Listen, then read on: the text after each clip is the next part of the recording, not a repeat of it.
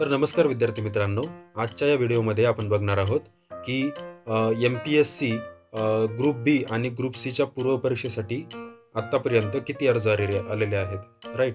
तर मित्रांनो, आत्ताच नुकतीच 2-3 दिवसापूर्वी राज्यसेवा 2024ची पूर्वपरीक्षा पार पडली आणि आता येत्या 1-2 महिन्यामध्ये ग्रुप बीची पूर्वपरीक्षा आणि ग्रुप सीची पूर्वपरीक्षा होणार आहे.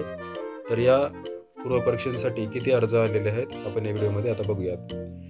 तर बघा, महाराष्ट्र गट ब सेवा संयुक्त पूर्वपरीक्षा 2024 म्हणजेच कंबाईनच्या प्रीसाठी 2,80,652 अर्ज आलेले आहेत आणि महाराष्ट्र गट क सेवा संयुक्त पूर्वपरीक्षा 2024 म्हणजेच ग्रुप सी साठी 2,12,457 इतके अर्ज आलेले आहेत.